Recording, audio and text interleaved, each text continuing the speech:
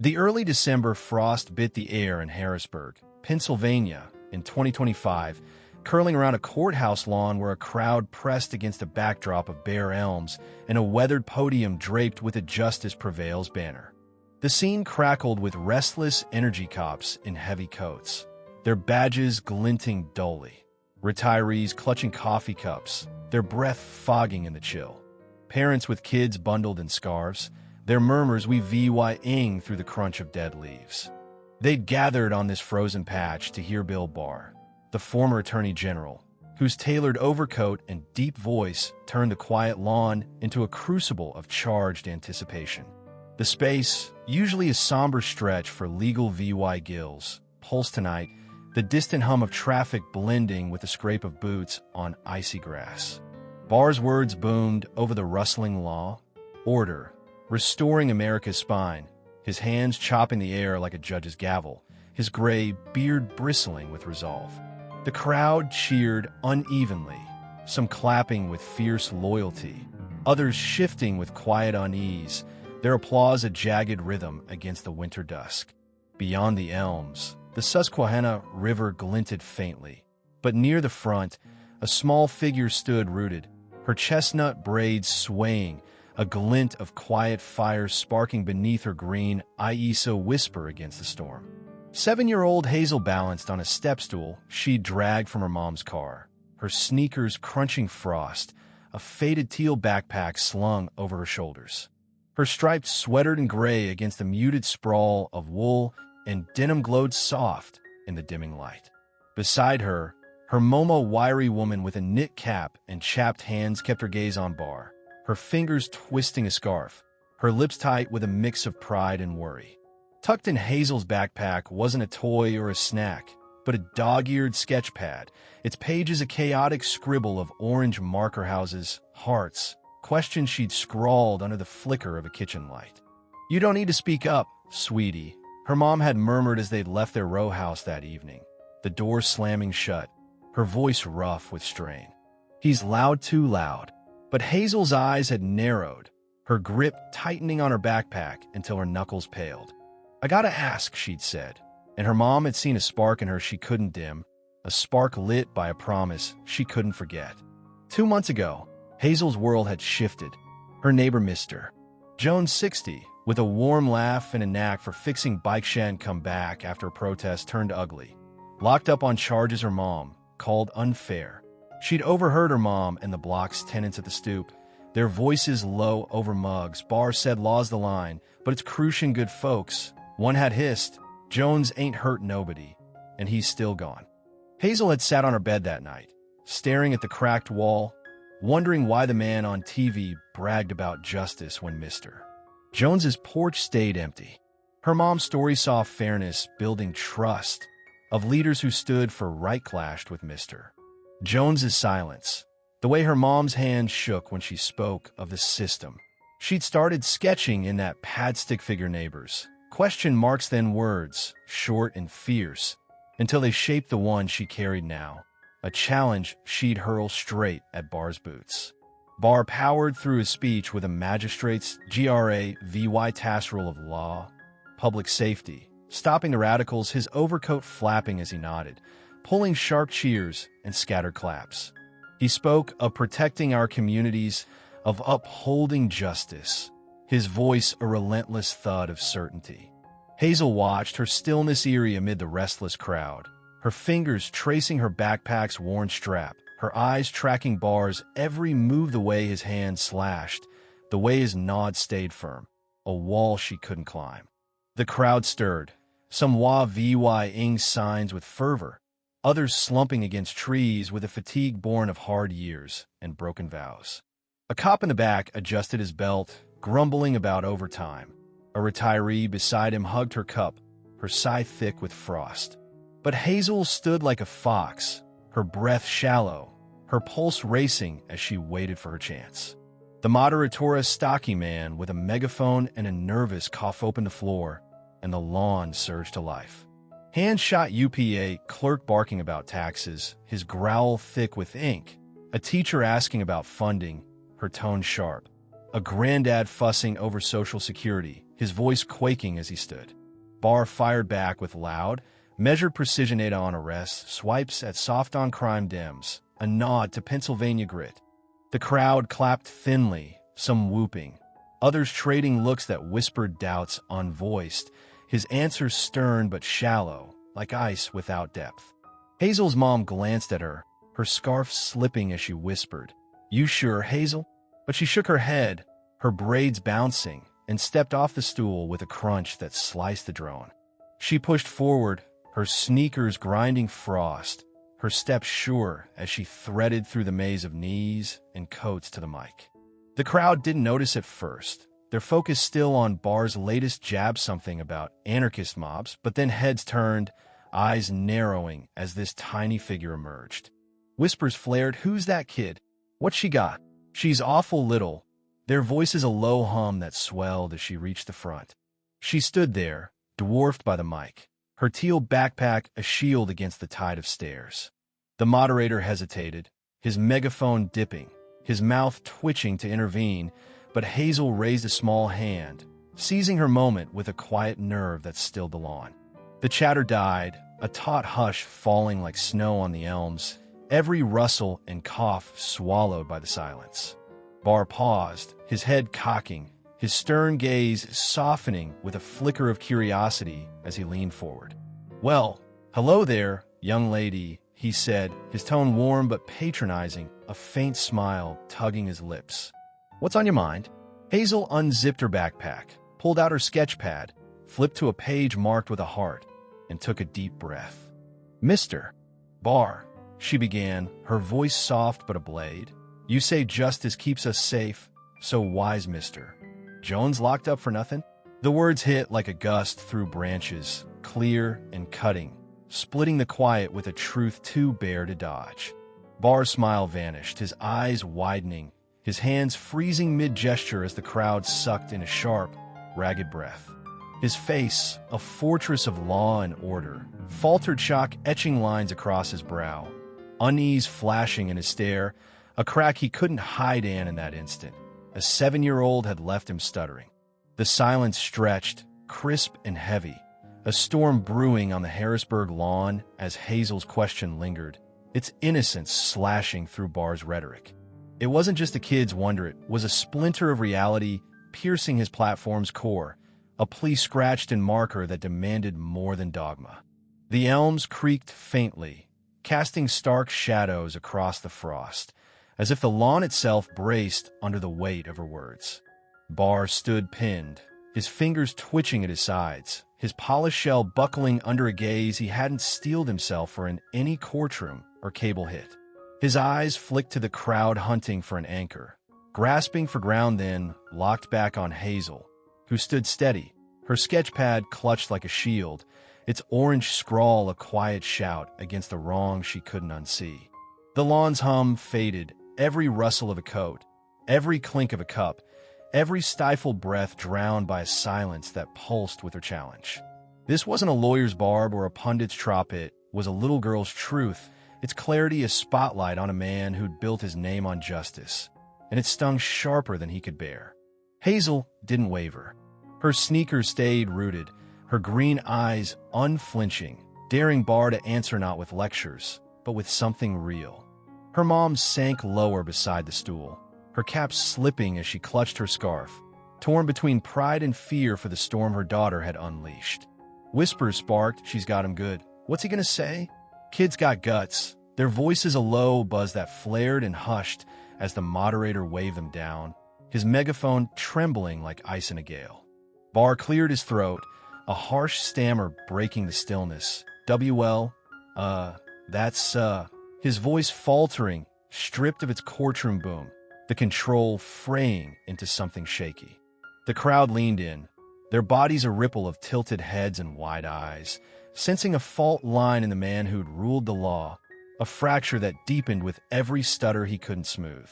He took a breath, his chest rising under his overcoat, and met Hazel's steady gaze with eyes that flickered just for a beat with something wrought out. Maybe, or a truth he'd sidestepped. "I grew up in a small town," he began, his tone softening into something rough, almost brittle, playing in yards, trusting the rules, learning to stand for order. We had fairness, safety enough to believe in. His words drifted, and for a moment, he wasn't the stern enforcer who'd rattled DC, just a man peering into a past that didn't square with the present he'd shaped. The crowd held still, the cop in the back pausing mid-sip, the retiree's cup stilled in her grip, every eye fixed on Barr as he hung in his own tail. Hazel tilted her head, her braids swaying softly, her silence a quiet push that nudged Barr deeper into the moment.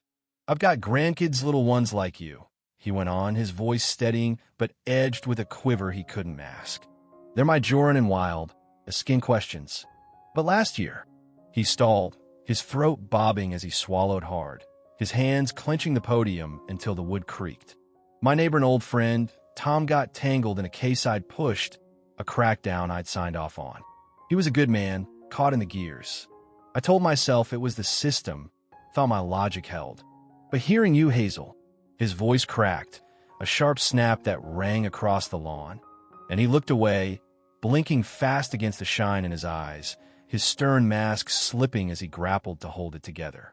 The crowd exhaled, a jagged wave of shock and feeling that swept the frost like wind over the river. A teacher in the front pressed a fist to her mouth, her gasp muffled but raw. A cop muttered, "Damn," under his breath, his badge glinting. A retiree in the back hugged her cup, her eyes glistening as she nodded slow. Hazel's mom looked up, her cap catching the dusk, a tear tracing her cheek to drip on her scarf. Leah vying a dark bloom. Barr's words weren't just a reply, they were a fracture, a tear in the steel of a man who'd built his name on law, and they landed with a weight that rocked the lawn to its bones. Barr pressed on, his voice firming but hollowed, as if the confession had carved something out of him. "We're upholding stopping crime, protecting folks, pushing back chaos. I've stood by it plenty. I ain't backing down." The words fell flat, a judge's echo drowned by the vulnerability he'd let bleed. Hazel's brow creased, her hands squeezing her sketch pad until the pages crumpled, her lips tightening into a line that said she wasn't here for excuses, she wanted answers. Something real when Mr. Jones's bike stayed rusty. The crowd felt it too, their murmurs shifting from awe to unrest, a restless tide bubbling as they waited for more. The moderator edged in, his megaphone a flimsy guard, his cough louder as he moved to cut the thread. But Barr raised a hand, a quick snap that froze him, his boots scuffing the stage as he stepped forward, shedding the podium's cover entirely. He knelt before Hazel, his overcoat brushing the frost, his sharp edges blurring into something soft, almost frail. "What's your name, little one?" he asked, his voice a murmur now, faint over the elms but thick with intent. "Hazel," she said, firm, fierce, a quiet spark flaring beneath her breath. Barr nodded, a faint smile breaking through the cracks, his eyes shimmering with something unguarded. "You're a sharp one. Hazel, sharper than me, sharper than most." Soft claps rippled through, fading as the air grew dense, taut with expectation. Hazel shifted her sneakers, crunching frost, and looked up at Barr with a clarity that cut through the fog. "Mom says justice means helping good people," she said, her voice a clear chime that sliced the hush like a bell over the river. "So why are you locking 'em up if they ain't bad?" Barr rocked back, his face full dingo flash of a man undone, not a titan, his logic dissolving into something lost and bare. The crowd caught its breath, a teacher's sob breaking loose, a cop's fist tightening as he nodded, the weight of Hazel's words pressing down on every heart in the lawn. Barr rose slow, his movements heavy, his hands flexing as he faced the crowd, his gaze sweeping them with a burden that hadn't been there before, a mix of shame and fire flickering in his stare. "She's got me stumped," he said, his voice louder now, cracked but climbing, cutting through the murmurs like a blade through ice. "I've been pushing law, order, protecting us, but if kids like Hazel and folks like Jones are hooding while I'm stacking rules, then I ain't got it right. I ain't done Tom right." The lawn erupted, gasps sharp as frost, sobs spilling from throats too tight to hold, a swell of disbelief that crashed over the stools like a flood over the banks. A clerk leapt up, his hands clasped as frost fell from his boots. A retiree slammed her cup, her damn right a rasp that rolled through. A mom clutched her kid, her whispered about time, lost in the roar, but carved in her wet eyes. Hazel's question had become a lens, exposing a truth too stark to duck, a scar too deep to gloss. And Barr's admission had struck the flint, sparking a blaze that tore through the dusk. The Harrisburg lawn shook now, a tempest roaring from Hazel's spark, fanned by Barr's unraveling into a fire that consumed every inch of the space. He stood bared, his overcoat creased, his hands flexing as if clawing for a hold he'd lost. Hazel held her ground, her striped sweater a flare of quiet smarts against the gloom, her sketchpad a banner of a challenge that had flipped the night into chaos and forged it into something real. The crowd surged, tears streaked weathered faces, cutting trails through frost and time. Hands gripped tight, knuckles paling, eyes blazed with shock, fury, and a dawning resolve that flickered like stars through the haze. Her question, "Why were you locking 'em up if they ain't bad?" had ripped the lawn open, peeling back layers of noise to reveal a pulsing wound, and Barr's "I ain't got it right" had lit the match, igniting a fire that wouldn't dim. Barr swiped his brow, his fingers brushing his beard as he stepped back, but his shield was ash now, a relic of a certainty he couldn't reclaim. "I'm protecting you," he declared in memos and chambers, his voice ringing across cables and screens, a line that once drew nods and raised hands. Now it shadowed him, etched into his face-tight lips, slashed thin, shadowed eyes glistening with a guilt he couldn't shake, a doubt that clung like winter chill. The crowd felt it too, their murmurs swelling into a gale soft at first, a ripple of "she's right" and "what about us?" Then louder, a chorus of voices clashing in a storm of frustration and awakening. A cop stood, his coat taut, his gruff, "My block too," slicing the din. A teacher rose, her sob breaking as she nodded, her "we're sinking" a whisper that carried. A mom slammed her scarf, her muttered "this ain't fair," a plea that hung thick. Hazel's mom lurched up, pulling her close, her cap falling as she pressed her lips to Hazel's braids, her wiry frame quaking with pride and ache. "You're my wise one, Hazel," she choked, her voice splintering as tears fell, soaking Hazel's sweater with dark streaks. Hazel nodded, patting her arm with a gentleness beyond her years, her green eyes locked on Barr, shining with a quiet steel that wouldn't bend. Barr knelt again, his boots scuffing, and reached out with a trembling hand. Hazel took idony fingers curling into his shaking palm, a bridge forged in the wreckage of a night neither saw coming. "You're a light, Hazel," Barr said, his voice thick with wonder, breaking under the weight. "Don't ever stop a skin, you hear?" Hazel smiled, soft but fierce, a curve of her lips that lit her face like dawn over the ridges. "Mr. Jones wouldn't," she whispered, her words a spur and a balm, and Barr stilled, Tom's shadow echoing in his grit. He rose slow, his boots scraping as he stood, and turned to the crowd, his voice climbing, raw and unbound, cutting through the chaos like a flare in the dusk. "This ain't just my wake up," he said, fierce and trembling, his hands slashing the air as if to etch the words into the elms. "It's ours, all of ours. Kids like Hazel see through the rules while we build and boast, while we duck the real hurt tearing him down. She's outsmarted Meso, why ain't we outsmarting this together? Why are we cadging good folks when we can free him?" The lawn exploded, applause thundered like a storm, shouts tore from throats raw with feeling, boots stomped as people surged in a swell that shook the ground. A teacher stood, sobbing, clapping till her hands reddened. A cop pounded his fist, his hell yes a growl that rumbled through. A mom lifted her kid, her yes, a chant that wove into the roar. Strangers linked arms, cops with retirees, moms with clerks' voices crashing in a clamor of "we've got to do it, this is ours, no more chains," and Hazel stood with her mom, a fragile ember, now a blazing torch lighting the night. Barr raised both hands, stilling the tempest with a gesture that shook but held, his face a clash of ruin and fire, cheeks streaked with sweat, eyes alight with a purpose that burned through the haze. Tomorrow, I'm back in the fight, he said, steady but quaking with resolve.